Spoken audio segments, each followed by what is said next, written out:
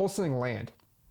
And land's a fun one, right? Because so many people want to complicate wholesaling land as it's like this big, mega, like untapped gold for success.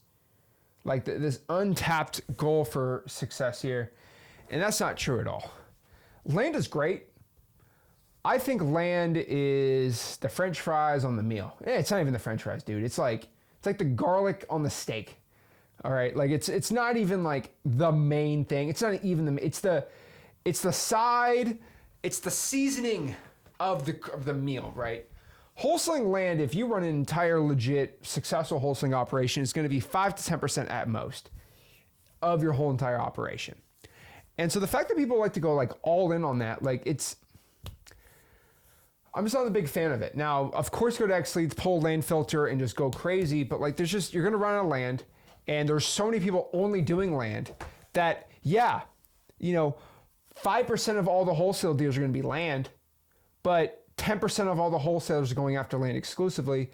I mean, I always tell you, and this is a true fact about wholesaling, there's this crazy delta.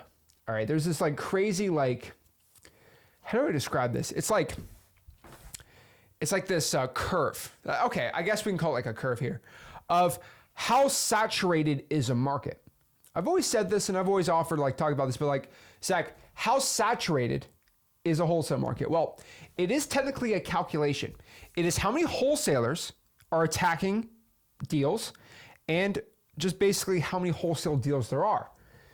I like using fishing examples. Everyone likes to attack me for using fishing examples, but I like using fishing examples, so sue me. But it's how many fish are in the pond versus how many people fishing. That is my calculation for how good a fishing pond is. Now, then everyone loves to tell me, well, Zach, how do I know how many wholesalers exactly are in my market? Bro, I mean, there's no calculation, but it's more of a feel. And I hate to say it's more of a feel, but it's more of a feel. Same thing telling me, well, it's like fishing, right? I can count exactly on a lake, 1, 2, 3, 4, 5, and I can count exactly how many fishermen are outside, right? Very hard to do that, but you can. Okay, cool. Well, if I want to count how many wholesale deals are being done in my market, that's actually a very, very, very, very, very, very easy stat to look up. All you really have to do is just look up, and we don't use wholesale values, but we like to use how many flipped properties are done in a market. Now, I know that's not wholesale specific, but that's the closest dang thing we can get. People that bought a house and resold it within 6 months for at least a 20% profit of the ARV, right? So you can actually look up that statistic. So it's like you can count how many fishermen are fishing, but you can't count how many fish are in the pond without, killing all the fish probably. You drain the lake and count the fish, but like that ain't gonna happen. But cool part of wholesaling, it's the opposite, right?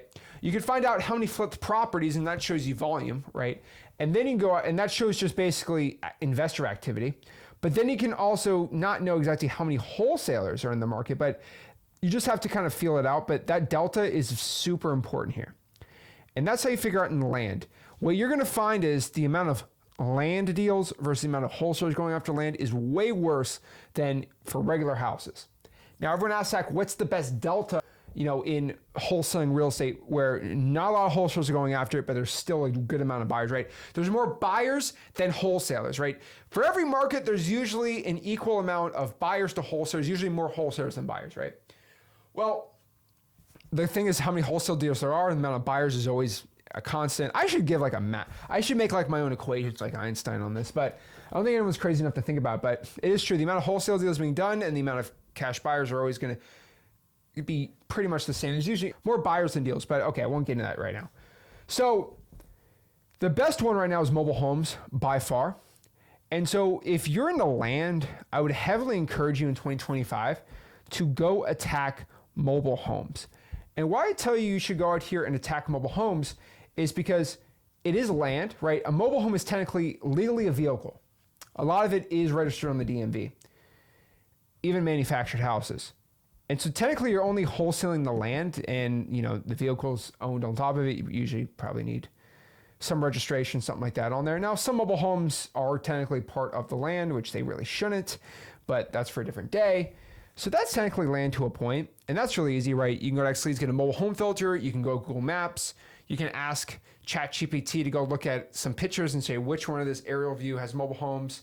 Drive around, look for mobile, and search mobile home park, mobile homes for rent in my city, find where they are. And then you can find mobile homes are like scattered in certain locations.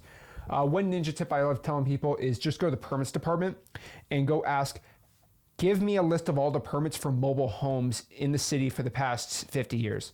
And you'll get all of the addresses there, right? But mobile homes are really, really stinking good. I mean, I'm buying mobile home parks. RV parks are cool too, but like I'm really into mobile home parks right now. And so I'm a big buyer of them. And I don't think there's enough wholesalers going after them because it's cheap, affordable real estate that people are buying up like crazy. So